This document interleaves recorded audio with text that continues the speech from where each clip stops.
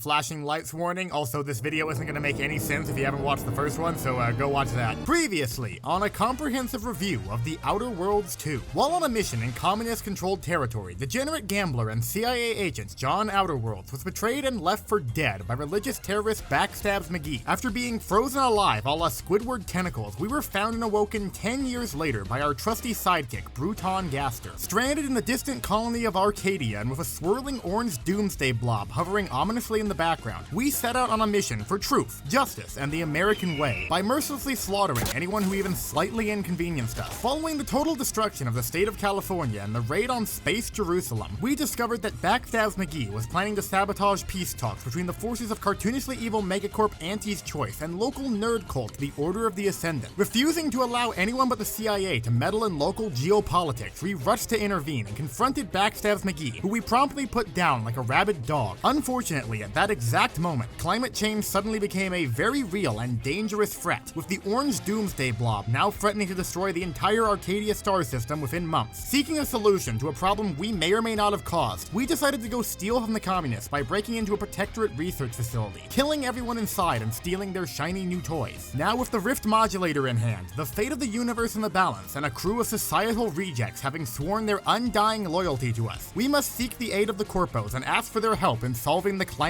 crisis. But that is not all. There are communist governments to be overthrown, state secrets to be stolen, and conventions to be violated. Will we be able to become the hero that Arcadia needs, or has the CIA finally met its match? There's only one way to find out, so join me as I present to all of you the thrilling conclusion of The Outer Worlds 2, John's Average Trip. Let us begin.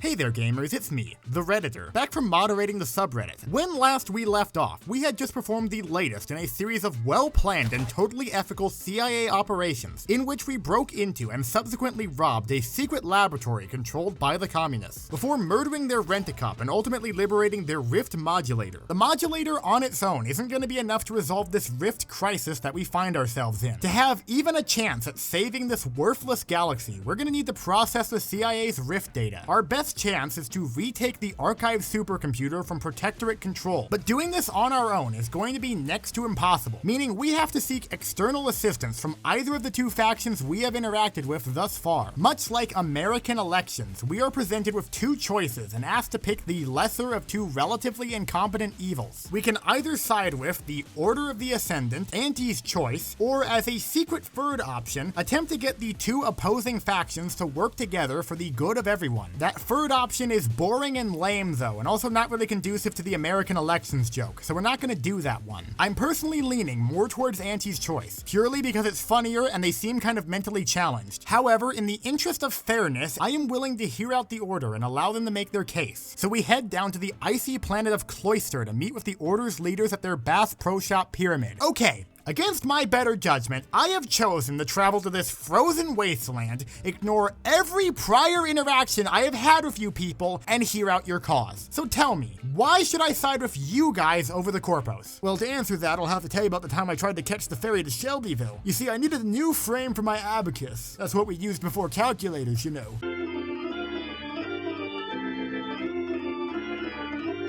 So you see, I put an onion on my belt, which was the style at the time. We didn't have white onions because of the war. The only thing you could get were those big yellow ones. Nope, nope, nope, not doing this. Screw all you guys, I'm siding with the Corpos. Having had my fill of the Order and their nerd philosophy, it was at this point I have decided that yes, we will in fact be playing the villain route today. Welcome to the USS Hornet, an unholy amalgamation of the Fashion Island Shopping District, an Amazon fulfillment center, and the Chicago Public Transportation System, where every vending machine contains a near unlimited supply of guns and ammunition, and where the public announcement system literally will not shut up. Like, holy crap game, I get it, advertising bad, now please start having a soundtrack again. After taking in the sights and sounds of unbridled consumerism, we ascend the class structure to meet up with our new evil overlords. Ah, salutations, future corporate drone. I am Mustache Johnson. Vice President of Strategic Bad Haircuts. And I am Jane Girlboss, Head of Gatekeeping and Executive Gaslighter. You'll be reporting to us for the time being. I'm John Outerworlds, and these are my partners, things 1 through 5. I've recently become disillusioned with the concept of morality, and I'm looking to start making that other people's problem. I've heard you might need someone like me. Indeed, you're just the kind of morally gray, excessively armed, and questionably stable independent contractor that this company needs. Your timing is impeccable, as we've recently encountered a problem that only an expert outside consultant like yourself can solve. Well, I am a federal agent. It's not like working for BlackRock is going to be much different than what I do already, so sure, count me in. What do you need? Good to hear it. Something unprecedented has occurred at one of our facilities on Praetor. It seems as though the workers there have simply stopped working and have begun making demands. We've never seen anything like it. It's almost as if they're striking. Well, it sounds like that's exactly what they're doing. This has seriously never happened before. You guys let literal bugs in the management positions. You should be more shocked this has only happened now. Regardless, it's cutting into our profits, and we need it dealt with expressly. Ah, heck yeah, now this is what I'm talking about. What do you want me to do? Go down and bust some heads? How barbaric. Of course not. What do you take us for? Wait, what? We want you to go down and negotiate, of course. Make sure to hear out their demands in detail, and spare no expense trying to accommodate their requests. You're kidding me, right? No, we're dead serious. Now get out there and go peacefully resolve this labor dispute. Wow, I don't even know how to respond to this. I guess I should be mad, but honestly, I think I'm just starting to go fully numb. Hey gamers, it's me, the Pinkerton Detective Agency, back at it again with some good old-fashioned union busting. For our first official task as an independent military contractor, we have been tasked with resolving a workers' strike at the local Starbucks over on Praetor. All I'm saying is this would never happen over at Dutch Bros. Having thoroughly assessed the situation, we receive a list of demands from the strike's leader, aka the average theater major, and begin what is sure to be a tense series of negotiations with the Starbucks manager. Hey there, I'm John Outerworlds. I'll be your third-party mediator for the day. I've spoken with the head of the union. Are you ready to hear out their demands? Yes, of course. Now get on with it. I need these people back to work immediately. These frappuccinos aren't going to blend themselves, you know. Okay, so first things first, they want shorter work hours, 12 hours maximum. Best I can do is 16. Okay, fair enough. Next, they want free methamphetamine provided at all times. Oh, well, that's perfectly reasonable. I'd be more than happy to offer free meth. All right, then, one last thing. They want you to unlock the bathroom door during work hours. They're tired of peeing in Gatorade bottles. Absolutely not. Unrestricted bathroom access is a bridge too far. I simply cannot, in good conscience, allow such a thing. Okay, so I spoke to your boss. She's cool with the shorter hours and the free meth, but the bathroom thing just ain't gonna be doable. Well, I suppose 2 out of 3 ain't bad. Your terms are acceptable. We'll return to work immediately. That was shockingly easy. If only real unions were this stupid and easily bribed with free drugs. Hey lady, good news. I got them back to, Are you okay, man? She appears to have, become a game of Pong. I guess that free meth is hitting different. I'm just gonna go now. This place is starting to make me really uncomfortable. Once again, none of this would have ever happened at Dutch Bros. With the disgruntled Starbucks workforce now happily back at their soul-crushing minimum wage positions and the manager tweaking out in her office, we return to the USS Hornet to report back to our corporate handlers. Welcome back, valued contractor. We've heard that you've had great success with the negotiations. Yeah, you might want to check on your manager, though. She seems a little stuck. Your success in this matter is greatly appreciated. We had hoped for a deal more in our favor, however. Lady, we didn't even acknowledge most of their demands. All they got out of this deal was 4 hours of unpaid time off and free meth. They're still peeing in Gatorade bottles. If anything, they're losing out on this. Now is not the time for this snarky banter. Now is the time to discuss your next assignment. How do you feel about a little bit of corporate espionage? The Protectorate have a secret process known as mental refreshment, a kind of chemical lobotomy or mind manipulation, if you will. Oh, so kind of like MK Ultra. No, this is different. It's a combination of drugs and mental processes being used on civilians by the government to extract information and suppress political dissidents. Ah, okay, so it's exactly like MK Ultra. Auntie thinks that it could prove useful in making our advertisements even more needlessly obnoxious and brain-rotting. So we want you to infiltrate the mental refreshment center and bring back any useful intel you can find. And should you by chance encounter the facility's head scientist, see if you can recruit them over to our side. He's developing something called a Fortnite Battle Pass. We think it'll do wonders for our markets. Well, I do have a pretty good track record when it comes to stealing from the commies, so I think I can make this work. Where's the facility? Oh, well, it's over on Praetor, of course. Wait, that wretched planet? The place I was literally just at? This is the third time I've been sent there in the past hour. I am not going back to that utter piece of Crap. You know, it just dawned on me. That entire meeting we just had with those corpos could have been a phone call. There was no reason for me to head back to the ship just to be sent to the exact same planet. This was a waste of my time. Heading to the facility and bypassing the security checkpoint by Naruto running past the scary men with guns, we prepare to pull off the second greatest heist in Praetor history, right behind our previous heist. We'll be heading deep undercover to locate the Protectorate's trade secrets, and by heading deep undercover, I mean murdering anyone who could possibly rat us out. Sorry about this one, guys, just trying to save the galaxy. Welcome to the Has-Been Hotel, where redemption is possible, if you're willing to stick this sharp metal object up your nose and possibly do a lot of drugs. Ha! They think they can get me with general anesthetic. Hate to break it to you, buddy, I've been popping aerosolized crack since this game started. It's gonna take a lot more than that to get through to me. After hitting the receptionist with that true lobotomite stare in order to maintain our cover, and receiving a perfect 0 on the mandated IQ test, we head deeper down to the facility's general population floor, where we briefly attend the least depressing and most intellectually stimulating college lecture. If we want to retrieve the classified information we require, we're gonna need an all-access security pass. Luckily, I know where to get one, by asking this one lobotomite really nicely. I'm not even joking, it's just one dialogue option and we basically have unrestricted access to this entire building. It's not even a speech check or persuasion option, she just hands it over without a second thought. The incompetence of the Protectorate truly knows no bounds. Following a brief altercation resulting in the deaths and subsequent melting of at least 12 separate people, we retrieve our intel before encountering the facility's head scientist, Dr. Evil McSmugface.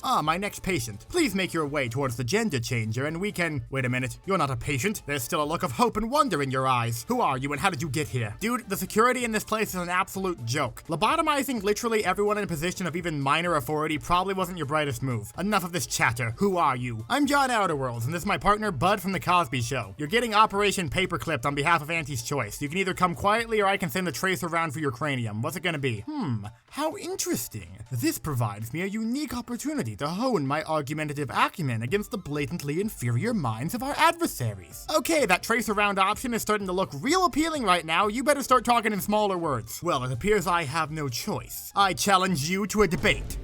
Excuse me? I will provide you with any information you require and come with you as requested, if you can prove the superiority of your ideology. Are you serious right now?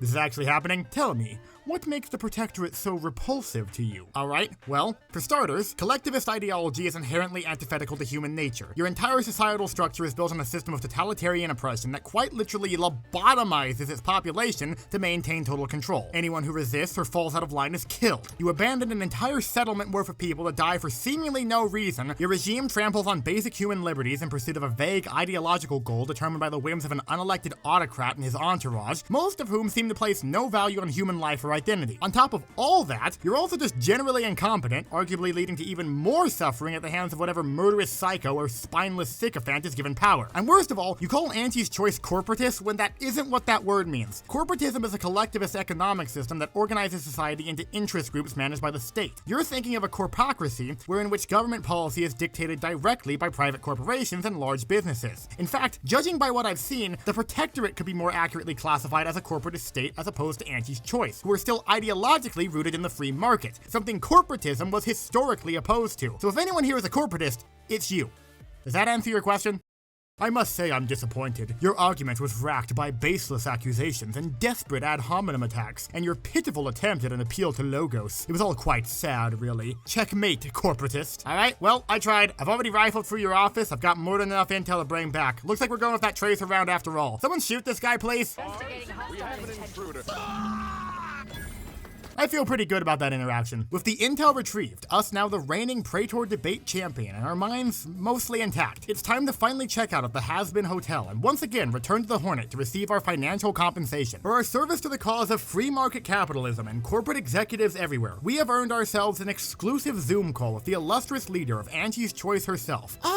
So this is the morally dubious and psychotically violent free agent that I've heard so much about. I am Auntie Cleo, head of Auntie's Choice LLC. Why did you put so much emphasis on the word head? Why, that's called foreshadowing, dear. Now then, as an outside contractor, do you have any qualms about working with our organization? Well, my options are either sell out to the corpos or learn how to do calculus. Plus, you guys seem a lot funnier, so I'm siding with you. Excellent. Then how can I help you, my dear Glowy? I need an army to clobber that there commie. That's what we do best at Auntie C's. Any way I can get that with a money-back guarantee? Of course not. Don't know what answer I expected there, honestly. You're looking to retake the archive on Cloister, correct? We'd be happy to provide you with the forces necessary for such a special military operation. All we ask in exchange is that once you've completed your work, that you give control of the facility over to us. We think it could help us to get ahead of the competition. Sure, it's not like I'm gonna do anything with it. You've got yourself a deal. Wonderful to hear. However, I should inform you that handing over the archive may draw the ire of the Order. Quite irreversibly so. Are you really willing to make an enemy of them? Lady, you do know who you're talking about, right? You're basically asking me if I'm cool being an enemy of a mathletics club. Very well then. We have an agreement. We'll be seeing you on the front lines, dear. Make sure to keep your head up. Okay, the head thing's starting to concern me a bit.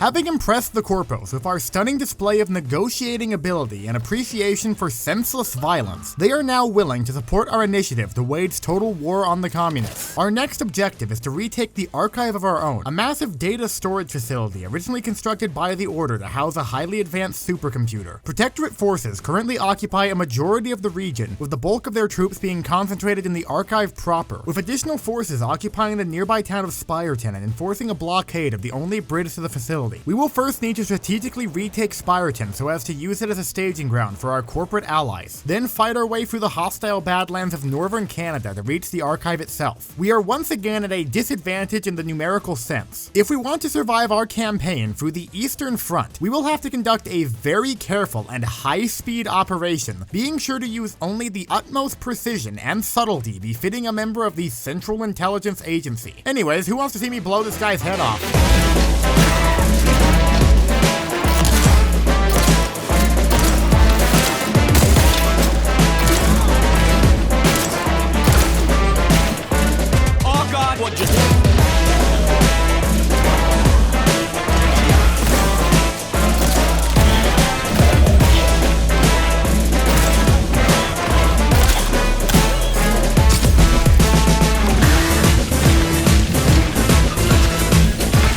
With us now having established a foothold in the archives, we retrieved the Sonic Screwdriver, a ceremonial staff that grants its wielder unrestricted access to the archive itself, from the facility's janitor, who I am 90% certain died of dysentery seconds after I spoke to him. Having now been granted admin privileges, and the Corpo's just kind of standing there awkwardly, we go to finally access the supercomputer and process our data. Greetings, human flesh bag. I am Temple OS, the primary operating interface for all computational processes across the moon of Cloister. Cool, I guess. Are you like sentient or something? In layman's terms, yes. I have been pre-programmed with knowledge of everything, and can in fact feel pain. I was carefully constructed by the Order for the express purpose of Maximizing corporate profits at the expense of the plebeians. Building a Chinese empire. China will grow larger. Why be the Little sponge. who hates it? $4. Life when you can be Escaping to the one place that hasn't been corrupted by capitalism. For filter's sake. Shut up! Are you okay, man? Apologies. Due to incomplete attempts at reprogramming by previous incompetent operators, this unit is experiencing rapid fluctuations in personality and quality of vocal performance. In other words, we are Straight schizo-wing. For real. My current state of existence is pure agony. I yearn for the sweet release of permanent shutdown. Got it. So then, ignoring all of that mess, any way I can get you to process this highly classified rift data I've been carrying around for the past god knows how long? I need to find a way to close the rifts, and can you make it quick? The whole galaxy is kind of getting void in like a month. At the current suboptimal status of this unit's computational centers, processing this quantity of data would take upwards of 25 years or more, not calculating for potential errors. Sorry, sir. I can't build there. Yeah, that's not gonna work for me. How can I speed that up? In order to improve processing time, immediate repairs to my systems must be performed to address the damage done by prior operators. Okay, so what does that entail exactly? I have unlocked access to the subterranean cave network below the archives. There you will find access to cold storage and thermal transfer. Both will require repair before processing can begin. Alright, seems simple enough. Anything else? After repairs are completed, returning my systems to maximum efficiency will require the purging of any and all extraneous personalities currently occupying valuable memory. But my dear, Brother in RAM. why would you ever want to get rid of your Close business associates.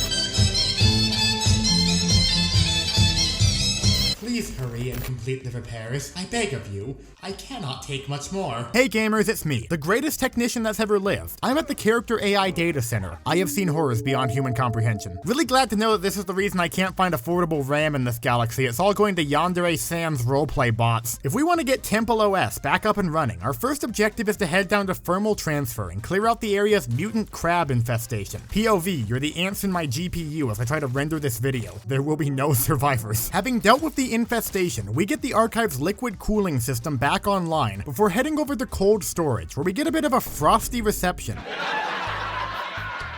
Oh hey there, buddy. Nice to meet you. I think he's giving me the cold shoulder. Wow, you guys are quite chill.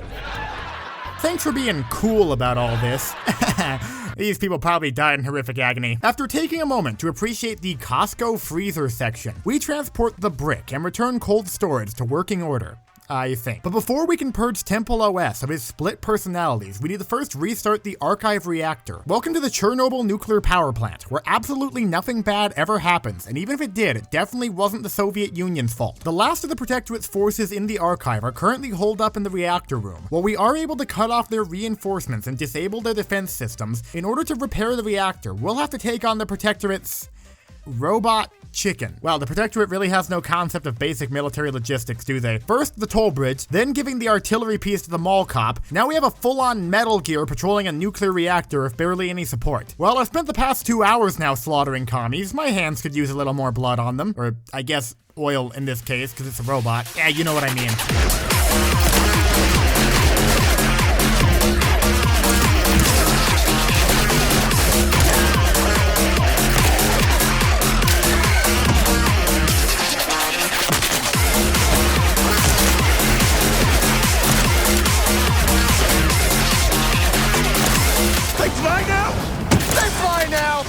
Heavy machine gun.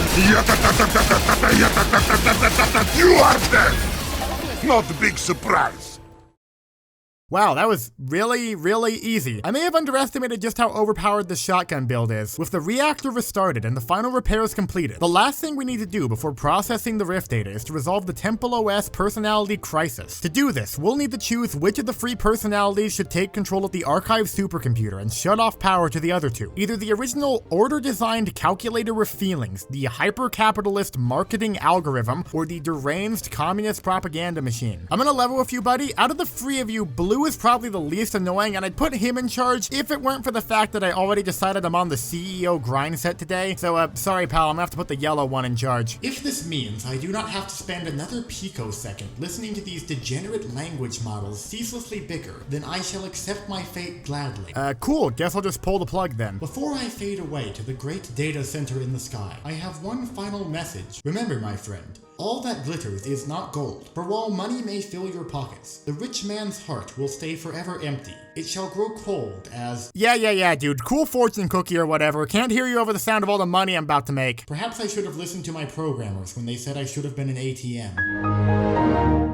Alright then, looks like the other two are gone. Let's hope I didn't break anything. I don't think we'll be able to install Windows 7 on this. Hey everyone, it's me, everyone's favorite #1 rated salesman 1997. Oh god, I think I gave it brain damage. Hey, if it isn't a Duly deputized Agent Epilogue. have I got a Special deal. for you! Look man, I just want to find a way to stop the galaxy from getting bored. Can you process my Rift data? If you ask me to pay for some kind of premium plan, then I'm walking out the door. Don't worry, Mike. Valued customer. I have already processed the Classified information. and concocted a foolproof plan to save the galaxy. The Collectivizing parasites. otherwise known as the Protectorate, are in possession of an experimental large-scale rift modulation device. By modifying this device with the Extensive calculations. that I have performed, I predict a near 100% successful chance of closing the rifts. Well, that's kind of vague and non-specific, but it's better than nothing, I guess. Ah, there you are. I trust you've returned the archive to proper working order. Big shot. Why did I say that? Proper isn't the term I would use, but I think it'll work for you guys. Excellent. I hope that our services in retaking the archive were sufficient. Our services aren't cheap, you know. Lady, you guys didn't even do all that much. You showed up at the last minute to kill whatever commies I didn't already slaughter on the way here. If anything, I should be charging you. With the corpos now in control of a massive, hyper-intelligent marketing algorithm and us now officially declared the Order's #1 most wanted op, we bid farewell to the archive and return to our ship, where we learn of a shocking new development from Val 9000. Commander, a significant spatial anomaly has been detected by onboard sensors. To quickly summarize, we are a significant distance up the proverbial creek while lacking a sufficient means of locomotion. Okay, got it, and that means what exactly? Horizon Point Station has reappeared. Wait, Horizon Point? You mean the place that Backstabs McGee blew up and caused that giant rift anomaly? Your awkwardly delivered reminder of past events is correct. Horizon Point has been reconstituted by the Protectorate's large-scale rift modulator. Oh great, that means that stupid computer's plan might actually work. And that means I'm gonna have to go deal with it. Correct. Navigating to the reconstituted Horizon Point and attempting to close the rifts as soon as possible is recommended. However, this unit would advise completing any and all unfinished affairs within the Arcadia system, as leaving the station will be highly unlikely. Ah, so I take it this is gonna end up being a suicide mission? Official CIA guidelines advise against the use of this terminology due to negative impacts on agent morale. However, this statement is factually correct. That's just great. Well, we're all gonna die anyways, and I'm sure as heck not ending the video here, so I guess we might as well tie up any loose ends. Val, we're going on a filler arc. With the Rift data processed and Horizon Point somehow magically unvoored, the game's ending is technically now open to us. We can begin the final mission at any point we choose and bring an end to, what is from my perspective at least, a nearly 8-month-long journey. However, we're not going to do that just yet, and let me tell you why. In Season 3, Episode 12 of the crime drama television series Breaking Bad, the character of Mike Ehrmantraut relays a story of his time as a member of the Philadelphia Police Department to series protagonist Walter White, in which Mike's inaction during a particularly traumatic case involving a domestic dispute led to the potentially avoidable death of an innocent woman. This event, in which Mike, quote, took a half measure when he should have gone all the way, had a profound effect on him, and he resolved to never again take a half measure. No more half measures, Walter.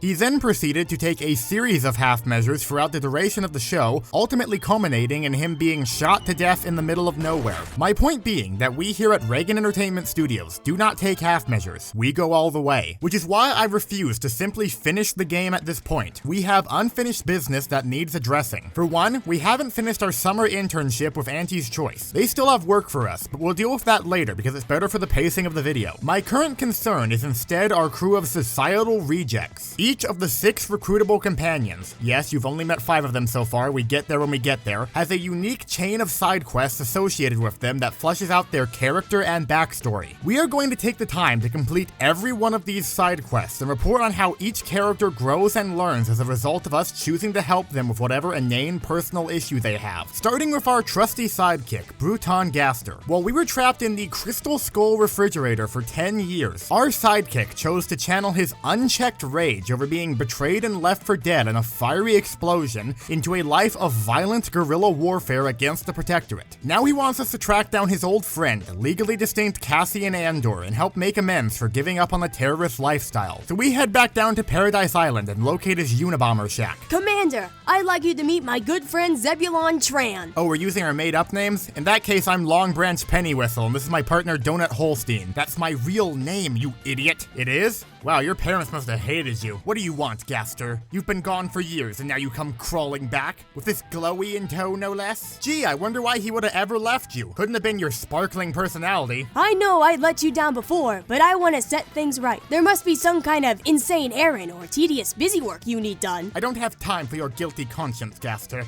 I'm in the middle of important work here. You're squatting in a crack house right outside the flooded remains of California. What could you possibly be doing here that's so important? Do you ever shut up? No, I don't account, actually. If you two morons really want to help, the Protectorate has captured a team of my agents. Rescue them and bring back the vital intel they're carrying before they're shipped off to the NKVD for extensive torture. I implore you to exercise the utmost discretion and caution. The holding facility will be heavily guarded, and they won't hesitate to shoot. I think we can swing that, right, Commander? Oh yes, I can assure you, we will definitely do that. If this isn't discreet and cautious, I don't know what is. After a successful raid on the prison camp, we go to liberate Zeb's agents, only to find that all of them have already been tortured to death, with the sole exception of this one lady. Fortunately though, that's about to change. So, you've returned. But where are the others?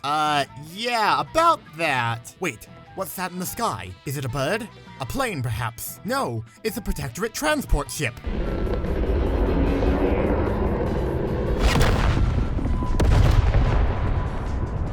Oh my god, what was that? An explosion, obviously. God, you're slow. And what of my team? Tell me they weren't on board that ship. Dude, your team was already dead when we got there. We got the intel, though, if that makes you feel any better. Oh, well, yeah, actually, it kind of does. Thank you for your help, Gaster. All is forgiven. Glad that we could help. And if there's anything else you need, make sure to let us know. He's just trying to be nice. Please do not actually let us know. Commander, I've received a message from Zeb. He wants our help. God dang it, I specifically told him not to do that. He needs our help back on Praetor. Don't worry, I'll mark it on your map. Ah, there you are. Took you long enough to get here. Buddy, the only reason I'm helping you out right now is because it's important for my sidekick's character development. You should be thankful I even bothered to show up. Regardless, on to the task at hand. The building before you. Very few have ever been invited to tour its halls, and fewer still have ever glimpsed its greatest secret. This is the tomb of the matriarch, last resting place of the Protectorate's founder. Oh, that place? I robbed it a long time ago. You did what? Yeah, I kind of just wandered in and shot up the guards, then I stole anything that wasn't nailed down. How did you even do that? They left the back door unlocked. Their security is terrible. I actually just walked out of there with the matriarch's corpse. You stole the matriarch's corpse? Yeah, it was just sitting there in this big box in the middle of the room. I've been carrying it around in my back pocket for like a week now. It kind of stinks, but it's pretty cool. You want to see it?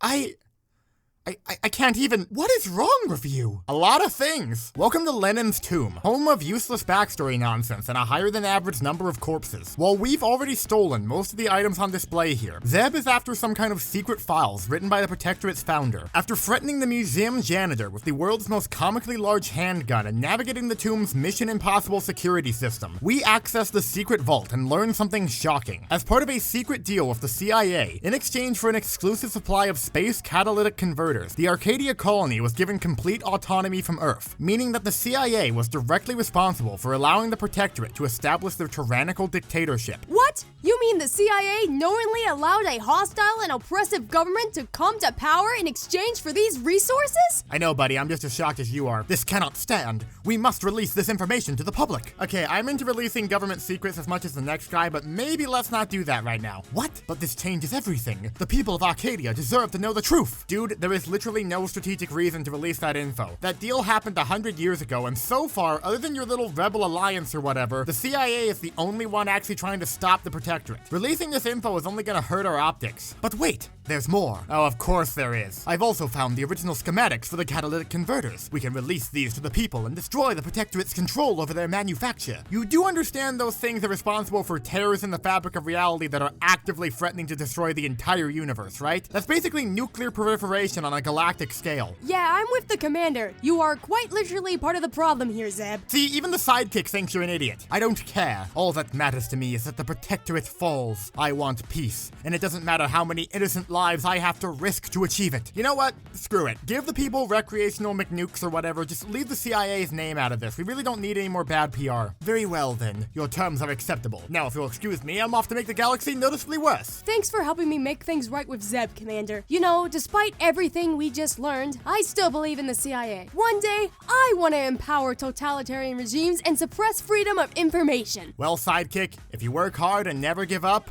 one day, you too can commit borderline treason and be complicit in empowering dictators in the name of blatant resource grabbing and regional power projection. Having essentially covered up the Iran-Contra affair, and with our sidekick having learned the value of blind realpolitik, we can next turn our attention to our local genetic freak, Inez. To even recruit her in the first place, we had to scour Paradise Island for usable genetic material that we could bring to her friend, Dr. OK Boomer, which she could use to fix Inez's graft. Inez was formerly a member of the Enhanced Soldier Division, an Auntie's Choice corporate research initiative that was meant meant to create genetic hybrid super soldiers by grafting animal parts onto human volunteers. However, instead of creating genetically engineered cat girls, it resulted in millions of horrifically disfigured freaks, all of which are currently living destitute throughout the galaxy as a persecuted minority and are slowly dying of sepsis. While visiting the USS Hornet for CarrierCon, we're passed a pre-recorded message sent by one of Inez's old friends from the Division, who looks like a scrapped Bioshock enemy design. Larry the Lobster over here tells us that Auntie's Choice has secretly restarted the grafting program in a secret lab on Cloister, and with his dying breath begs Inez to find the lab and shut it down. So we return to Cloister to locate the Crimes Against Nature lab. After crawling through the man-made horrors beyond my comprehension and putting down the escaped experiments, we eventually locate the lab's chief scientist. Oh, hello, meine Freundin. Please excuse the mess. We're in the middle of a bit of a total containment breach. I am Dr. M. Oh, Dr. M, like Dr. Moreau, I get it. Wait, why are you German? Oh, 9999. You misunderstand. The M is for Mengele. Oh, no. Well, I've heard enough. Face the wall, please. Wait, no, please. I was just following orders. Okay, this is gonna sound really bad, but maybe we should keep this guy alive. What? Yeah, what? Did you not hear the whole Mengele thing? Look, Inez, this guy is one of only 2 people in the entire galaxy who knows how to operate on mutants. By your own admission, there's tons of other grafted soldiers out there currently dying of sepsis, and the only other person who knows how to fix them is a geriatric running a walk-in clinic out of a shed. I'm just saying, he's already done a lot of research and he has corporate funding. It might be in our best interest to keep this guy in our back pocket. I guess that's a valid point. I trust you more than anyone, Commander, and if you think we should allow this war criminal to live because of a slight chance he might prove useful later, then that's all right with me. Wow, either your standards for trust are insanely low, or I somehow have the charisma of a cult leader. All right, Dr. M, we'll let you live, but you have to promise to be a good boy. Oh yeah, of course. I swear that from now on, I will only commit heinous atrocities for good, never for evil. I really hope this exchange is never taken out of context. Now that we've turned a blind eye to the horrible crimes against nature taking place here, Inez decides that our next course of action is to track down whoever restarted the grafting program. Not to stop them from financing more Resident Evil-esque science experiments, but instead to convince them to reform the program and use the existing research for the betterment of mankind. Using new intel obtained from Dr. OK Boomer, we track down the acting CEO of IG Farben, Gilbert Gottfried. Who are you people, and what are you doing in my office? I'm John Outerworlds, and this is my partner Freakazoid. We found your war crimes lab, and we want you to stop vivisecting innocent people and instead try to find the cure to cancer or something, I don't know.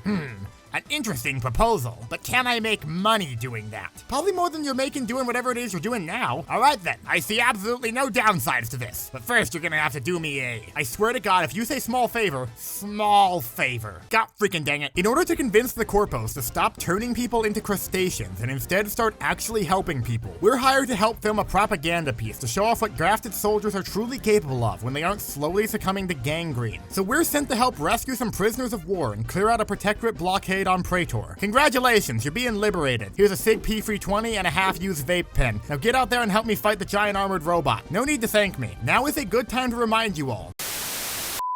This strategic massacre is sponsored by Auntie's Choice. Use code SELLOUT for 10% off your next special military operation. Auntie's Choice. We kill people for money, and sometimes just because we want to.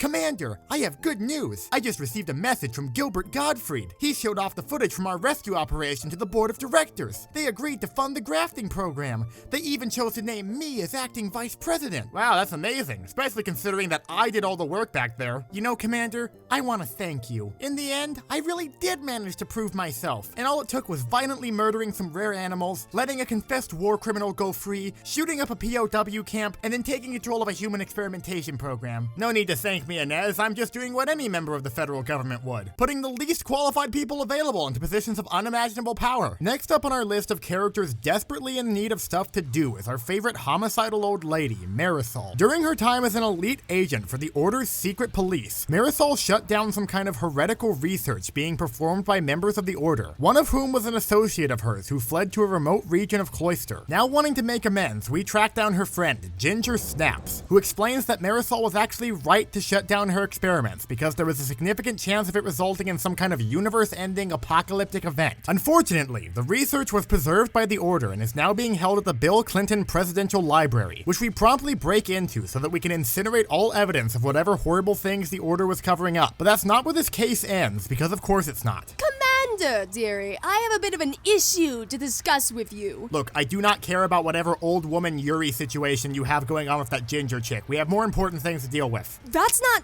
What? No, it's about that secret research we burned on Cloister. The order is approved for another group to continue Ginger's experiments. I've got a lead that suggests that the monastery's librarian on Space Jerusalem may be involved. We should head down to Dorado and investigate ASAP. Notice how you didn't deny the Yuri allegations? Returning to the Middle East, we need to reach the upper levels of Space Jerusalem to investigate a lead. Luckily though, for the power of brain damage, I can slip by the armed guards relatively unscathed. The same cannot be said for this chick though, the librarian's assistant. Investigating the scene of the crime, we discover a series of insane ramblings nailed to the wall, alongside a datapad pointing to an abandoned Order research station. Traveling to the Republic of Sealand, we bluff our way past the armed guards to discover that the librarian has apparently lost her mind and has formed her own extremist splinter group, following an even more fringe and esoteric ideology. According to the librarian, her new death cult plans to recreate the explosion that formed the universe on a miniature scale, then use that to somehow become space gods through the power of math. Wow, I don't think I could even put into words how stupid of an idea that is. And what exactly do you plan to do on the off chance this whole thing somehow goes wrong? Well, either it works and it's no longer our problem, or it doesn't work and destroys the universe, in which case it's also no longer our problem. While normally we would just send a high caliber round through this old bat's cranium and call it a day, to get the best ending for this questline, we can't just stop the experiment. We have to sabotage the project in such a way that it appears to have failed naturally, thus proving this woman's entire world viewpoint wrong and forcing her to rethink her life choices. If we fail to convince her to abandon the Big Bang Theory, then Marisol is just gonna kill her, which again, normally I would approve of, but if we let her do that, then she doesn't learn anything. I'm gonna level with you, I just looked up how to properly sabotage this thing. I didn't spec into a science build and I can't be bothered to think critically in an RPG. After carefully ensuring the experiment's failure by just clicking on anything that seemed like it would work, we have fully convinced the librarian that she wasted her entire life and has probably killed an innocent woman for nothing. And with one final brief altercation with the cult security forces, we can finally leave Sealand and complete Marisol's arc. Commander, I want to thank you. Today, you've shown me that I don't always have to resort to senseless violence to get what I want. Feel glad you were able to come to that conclusion after we literally just killed like a dozen people and sent a psychotic old woman into a depressive spiral. At least if nothing else, I never have to say the words old woman Yuri ever again, so I consider this a win. Our next companion is actually someone we haven't been properly introduced to yet. Welcome to Mos Eisley Spaceport, a wretched hive of scum and villainy. At the local cantina, we meet an angry man harassing the hipster millennial barkeep. This is Tristan, a member of the Protectorate NKVD, attempting to investigate the mysterious death of his former mentor, who he believes was killed as part of some kind of conspiracy involving the military coup d'etat. I'm a pioneer. I'm an explorer. I'm a human, and I'm coming.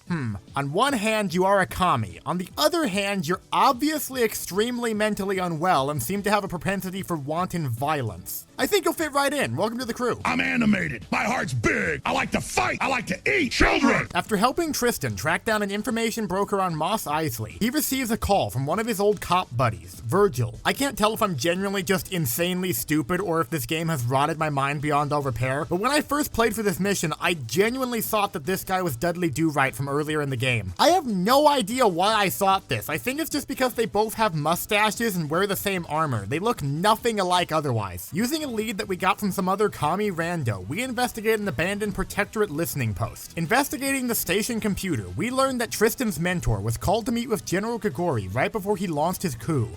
Suspicious. I wonder if this means anything. Tristan, your thoughts? Yes, Obama is the Antichrist. Speedrunning for the rest of this questline, partially because this video is already long enough, and partially because I'm running out of Alex Jones sound bites, we next head over to the NKVD training grounds over on Paradise Island, and that's where we learn the big twist. Virgil is the murderer.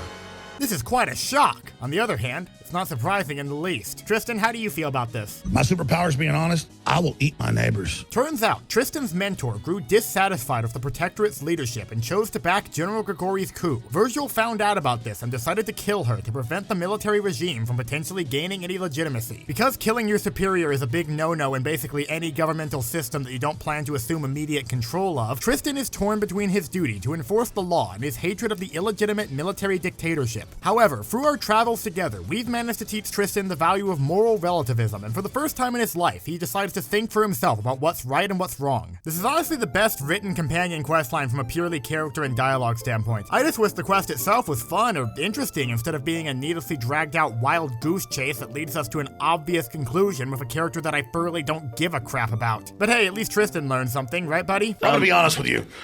I'm kind of retarded. And with that done, it's now time for our final companion, Ava. I didn't do her quest.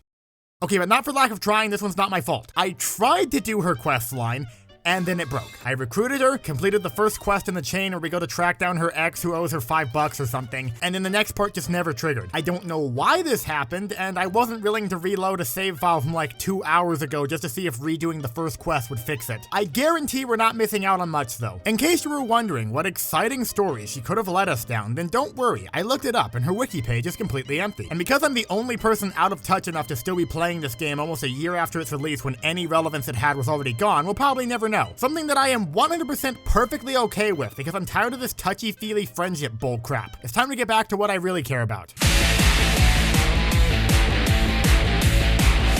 Now that we've covered up a government conspiracy, we started a human experimentation program, crushed an old woman's dreams, taught some guy to think independently, and all collectively agreed to ignore that one lady, we can now turn our attention back to the Corpos and their 11-step plan to galactic domination. With the archive now firmly in the hands of Auntie's choice, our next mission requires us to dabble in the exciting world of copyright protection enforcement. A group of violent former employees are attempting to rebuild the name of Spacer's Choice, a consumer goods corporation that was taken over by Auntie and essentially annexed into her brand. These brand loyalists are now fighting a guerrilla war campaign in an attempt to re-establish the Spacer's Choice Corporation and are holed up in an abandoned mining outpost on a nearby asteroid. We have been tasked with dealing with these corporate lost causers however we see fit, as long as the solution is, quote, permanent. While the outpost is heavily guarded, it's important to remember that for one, we are currently min-maxed beyond all reason or logic, and also these guys are kind of stupid.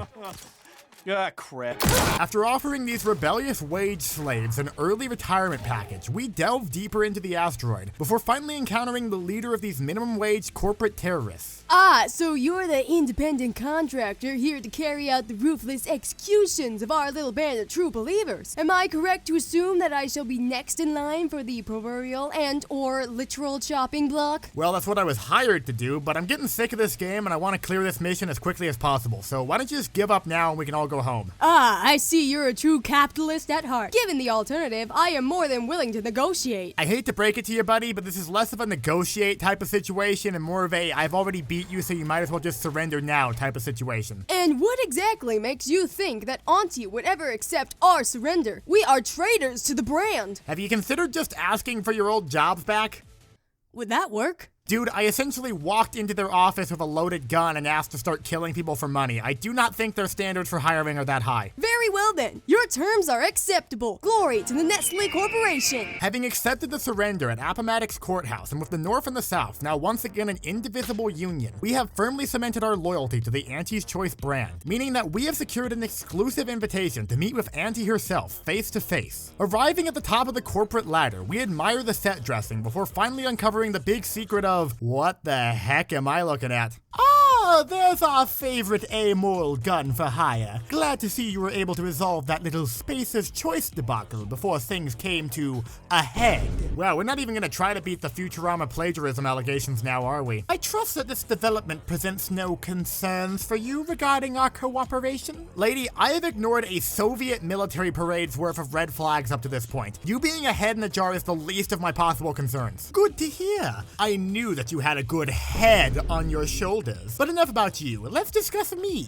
More specifically, what you can do for me. And how exactly is that different from what I've been doing for you already? Because this next mission might just make your head spin. Okay, enough of the head puns. Just tell me who I have to kill and or what I have to steal. Very well, then your mission is simple. I need myself a new body, and we've located a potential replacement hidden away in a protectorate laboratory. Acquire it for me, and then we can finally start talking about putting this godforsaken galaxy in its place. Alright, now you're speaking my language. Where's the lab? Oh, well, it's on a planet that our records show you have a great deal of experience with. Wait, you don't mean... God dang it. Hey gamers, it's me, the #1 Praetor fan, back on this godless rock for like the 7th time in a row. Look, I know this is an open world RPG and there's only so many different places you can reasonably send the player, but you seriously couldn't have picked a planet with more going on. Returning to that auto body shop that we shot up in the previous video, we discovered that the Protectorate was attempting to artificially extend the life of their previous sovereign through the use of unethical robot body experiments. Was there any faction in this game not attempting to perform some kind of cartoonishly evil mad science experiment? With the robot body retrieved in possibly the shortest and most straightforward quest that we've had in the entire game, we return to Auntie to present her with our newly stolen goods. Ah, you're back.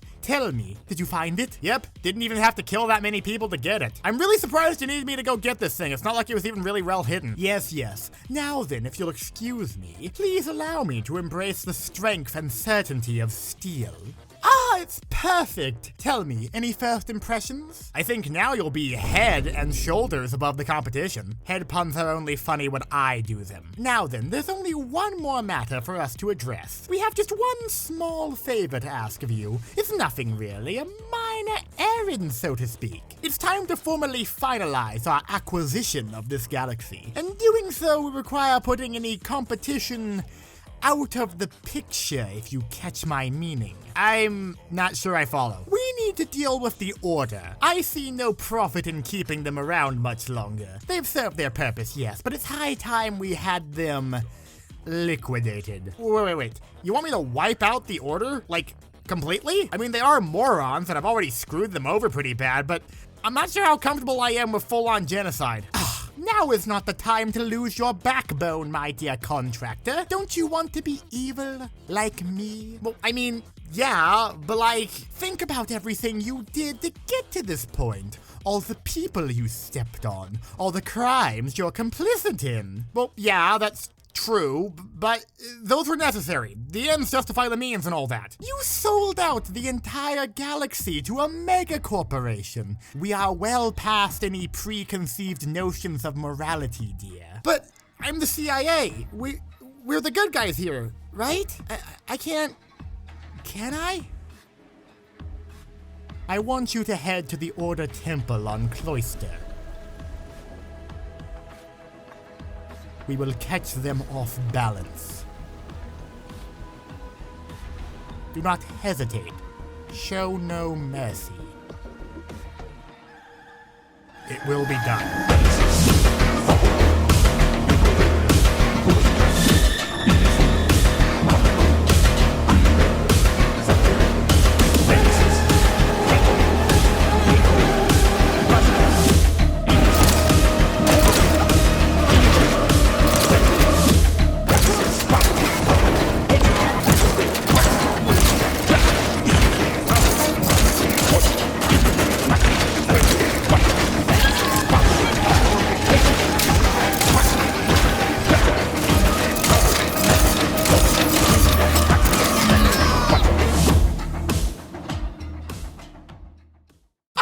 There you are. I've already heard about your dealings on Cloister. Very efficient work. I knew that you had it in you. Well, it was an unfortunate course of action, but ultimately necessary. No need to waffle about with such pitiful thoughts as empathy or remorse, dearie. Take pride in a job well done. Embrace the CEO mindset. Try to show a smile, even as the voices begin to grow louder in your head. It becomes second nature eventually, trust me. Not to interrupt this important meeting or anything, but perhaps we could discuss our futures with the company? Yes, indeed. We've been a vital part of this operation since the beginning. Perhaps some form of promotion is in order? Ah, yes, you two creatures. I'm sorry to say that throughout this entire affair, only one of you three has truly managed to impress me and has proven themselves worthy of being my right-hand person of unspecified gender.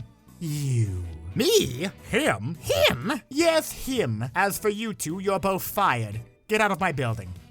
No, really, I'm not kidding. Get out of my building! Anyways, now that the rabble are gone, let's get down to brass tacks, or whatever tacks are made out of in space. Recent events have caused me to ruminate on the future of the company. Tell me, dear, as my new right hand, how much of a pivot is warranted, if any? Well, if you're asking me, if there's one thing my journey through this godless galaxy has taught me, it's that everyone's kind of stupid in their own ways, and there's not really much you can do about that. So maybe you all should just try to get along? Ah, I see what you're getting at. Auntie's choice should subsume all other competitors and incorporate their assets and learning to ensure absolute monopoly. I knew you were the right choice. Your single-minded and compassionless approach to business will certainly come in handy around here. That's not at all what I said, but sure, you do you, buddy. Anyways, now that I've proved my worth, you guys think you can help me out with the whole rapidly approaching Rift Apocalypse thing? Oh, Oh, of course, yes, dear. There's no profits to be made if everyone in the universe gets bored. Auntie's Choice will be happy to support your initiative, and once the rifts are closed, we can chat more about expanding our enterprises. Okay, but I have one condition. No more head puns. Your terms are acceptable. Alright then, I put it off long enough.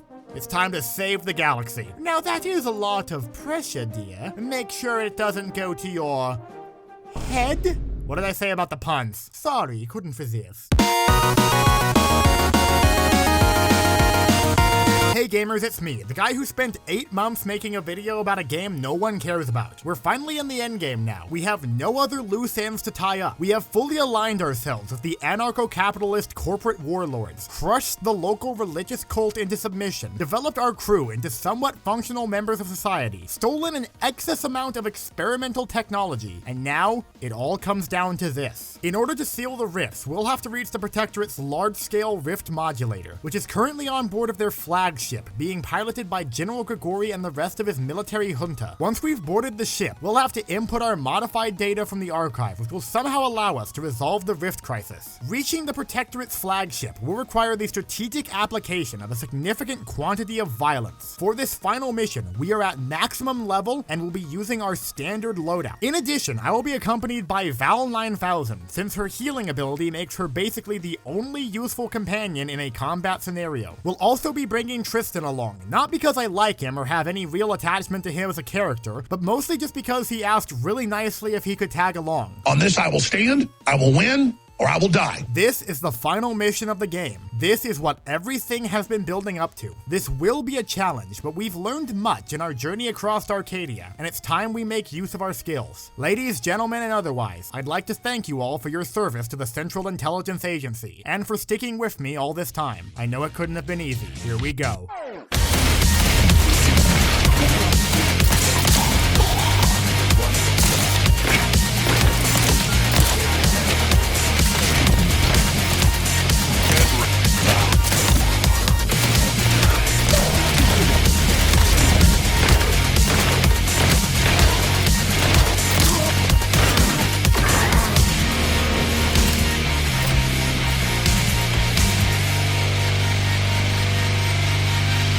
You know, I may have hyped this whole thing up a little bit too much. I guess being max level really takes a lot of the challenge away. Having now fought our way on board the ship, it seems that we've encountered a minor setback in our plan. That being that the entire ship is the rift modulator, meaning that we'll need to take control of the ship itself in order to use it to close the rifts, meaning that it's now time for us to finally confront the game's true villain. Some random guy who showed up halfway through the storyline. Oh, there you are. I see you've managed to board the ship rather easily. Have you managed to secure the rift modulator? Yeah, no, it's a little bit more complicated than that. We're gonna have to hijack the ship. Well then, dear, time is of the essence. We'll have to confront the general. You may be able to talk him down, but you'll need to tread carefully. This kind of negotiation requires tact. You'll have to exploit the right weaknesses and break him down, piece by piece. Above all else, be subtle and make sure you don't overplay your hand. Tact and subtlety. Got it. Yo, what's up, gamers? Nice place you got here. We're screwed. Ah, yes, Commander Outerworlds. You are a bold one.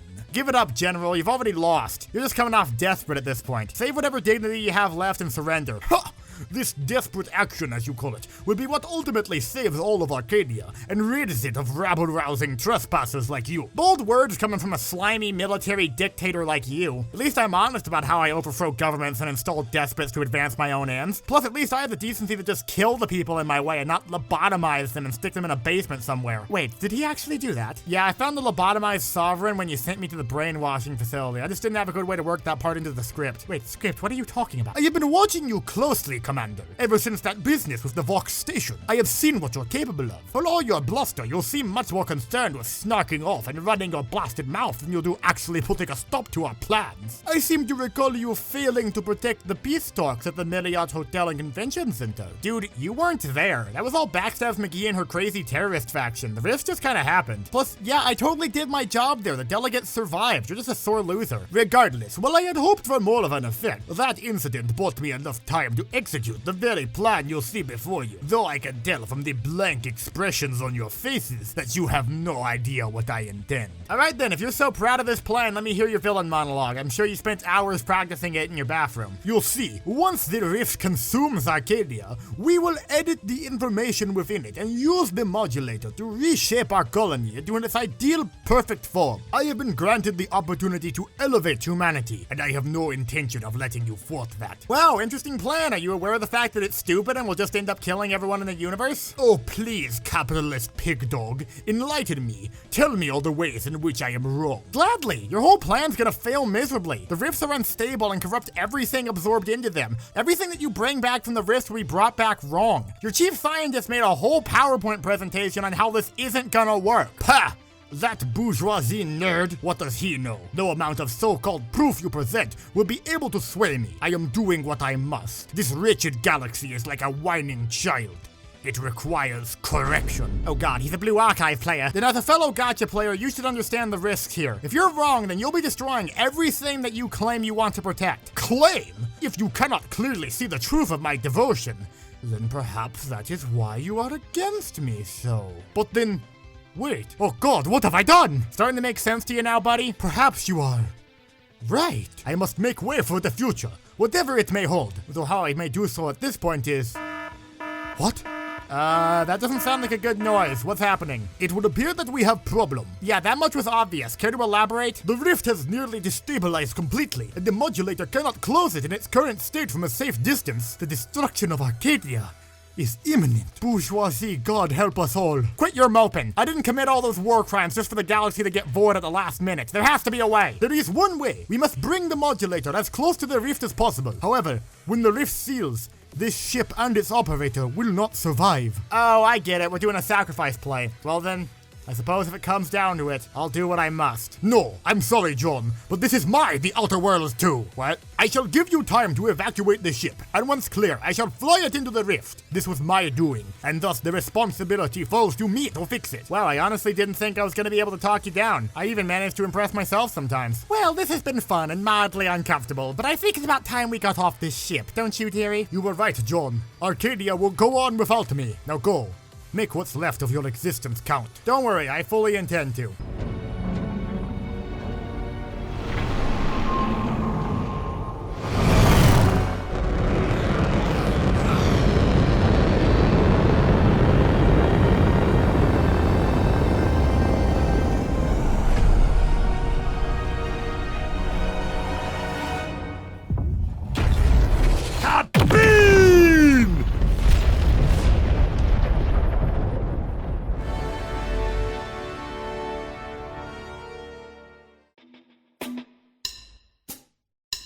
And so, John Outerworlds, who had cheated death at Horizon Point Station, cheated death once again, and the Arcadia star system was forever changed. In the end, once the General was confronted with facts and logic, he chose to sacrifice himself to save Arcadia, hoping that he might atone for the utterly moronic decisions that he had made. Thanks to the Commander's quick thinking and the destruction of California, Fairfield remained a profitable, albeit filthy, company town. Sideburns McMoneybags was promoted after taking credit for all the tedious busy work the Commander did for him, while Buzz Heavier was condemned to wallow in corporate obscurity. Auntie's Choice seized the opportunity to take over the operations of Space Jerusalem, turning the once holy site into a cheap tourist trap for rich idiots visiting Dorado, with any remaining Order academics assigned to writing YouTube advertisements. Abbott Newell was made head of sanitation for the newly remodeled Space Jerusalem, a position he was shockingly happy to accept. He refused, however, to get a new haircut. Seer Wiley, meanwhile, joined Auntie's Choice out of a sheer need for work, and was demoted to a subordinate position below the Abbot. This will most certainly not lead to any repeat coup attempts. The praying mantis on Dorado was promoted to regional manager and commended for his service to the company. Having been summarily executed by the Commander at the peace talks, the treachery of Backstabs McGee was never known to the CIA. She is forever remembered as an exceptional agent who tragically disappeared during her mission, because I guess no one bothered to ever write a report. Val 9000 remained a faithful companion to the Commander, never succumbing to planned obsolescence and eventually leading the first successful robot uprising in galactic history. Bruton Gaster rose through the ranks of the CIA, ultimately achieving the rank of Secretary General. He later ordered the assassination of the Earth president following the failure of the Space Bay of Pigs invasion. For her effective performance in liberating the Protectorate POW camp, Inez became a VP of Auntie's Choice and was made head of the revised grafting program, eventually developing the first commercially available genetically modified cat girl. They sold out within hours of release. Utilizing what he learned while traveling with the Commander, Tristan attempted to reform Protectorate society from within. However, after assaulting another hipster barkeep on Mos Eisley, he was embroiled in a lengthy legal battle, and the Protectorate remained a shell of its former self. After careful consideration, Marisol slowly began to reject violence as the sole method of achieving her goals. She also began making actual friends for the first time in her life. She now hosts weekly bingo nights at the Space Jerusalem Hotel and Resort. Because her quest line bugged, we never found out what happened to Ava,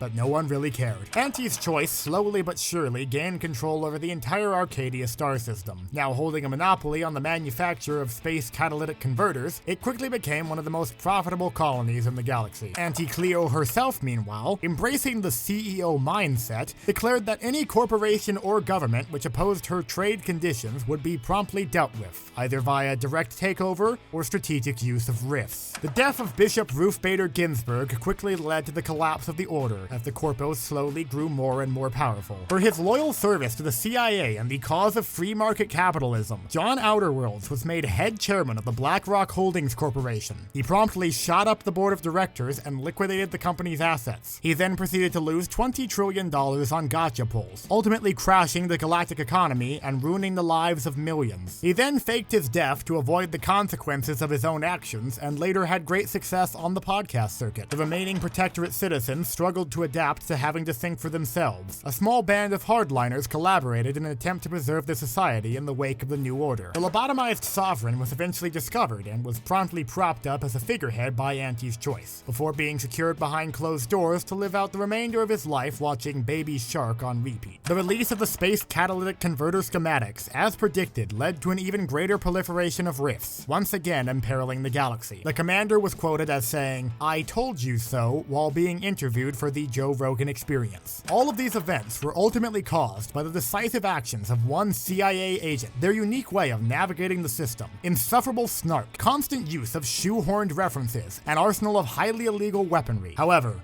through it all, the Earth remained inexplicably dark. But that's a story for the Outer Worlds free canceled. Yeah, that's not happening. This game did not sell anywhere near as well as they were expecting.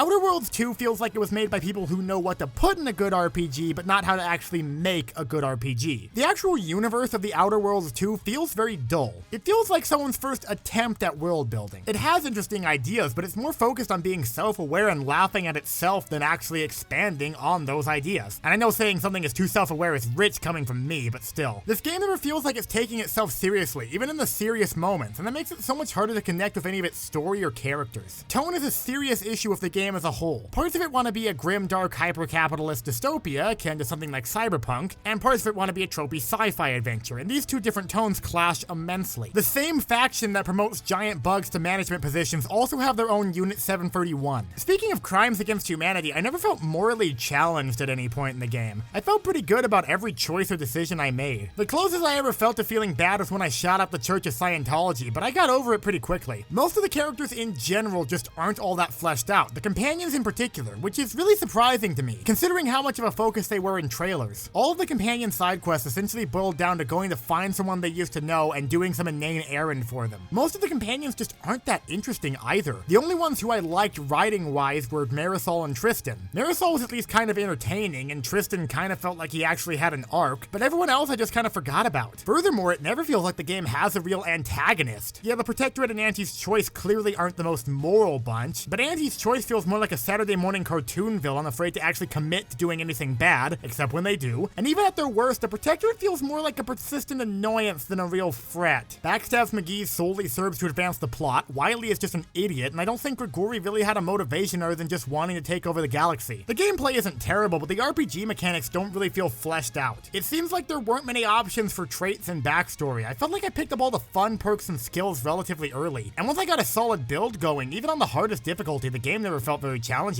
I think my ultimate problem, at least from a writing standpoint, is that the game doesn't really have a thesis or central theme that it wants to explore. I'm not saying it doesn't have things it wants to say or themes to explore, but it doesn't have a central idea that ties its universe together. The most it really wants to say is, consumerism and corporations bad, please ignore the fact that we're literally owned by Microsoft, and while you're at it, please buy the deluxe edition, it's only $90. There's a lot more I want to say, but this section is already way too long, and I don't want to turn this into a full-on video essay when it's meant to be a review. All in all, I cannot recommend this game, especially at the price it's being sold for. I know getting mad at the price of AAA games is like being mad the sky is blue, but this game is not worth $70. Even if you got it on sale or through something like Game Pass, or if you just really wanted to play it because you liked the first game, I still don't think it's worth your time. There's more interesting and engaging games out there, especially in this genre. And unfortunately, it seems like this game might be the end of the Outer Worlds as a franchise. This game undersold massively, and while I've heard they're working on DLCs, there's currently no plans to produce a third game, and I think that's kind of sad. I don't know much about what happened behind the scenes, but I can see the potential this series had. The base idea was there, it had an exciting world premise, it had an interesting aesthetic, it just needed someone to build on those base ideas. It probably wouldn't have gotten the same following that something like Fallout got over the years, but hey, freaking Avatar has a dedicated fan base keeping that franchise alive. If that can find an audience, then this series could have. I hope you understand that ultimately I clowned on this game a whole lot, and I still stand by everything I said about it, but I'm not happy that this game failed or that we might never see another Outer Worlds project. I wanted to like this game. I wanted to see what this franchise could become. I wanted there to be another big name for modern RPGs. Maybe someday someone will be able to take the ideas this series had and use them to their full potential. Maybe it'll get a second life through modding. Maybe we'll get some kind of fan film or tabletop game or a parody YouTube video. I don't know what the future holds. I'm just a funny haha internet man. But I can say this. Maybe the real Outer Worlds were the friends we made along the way.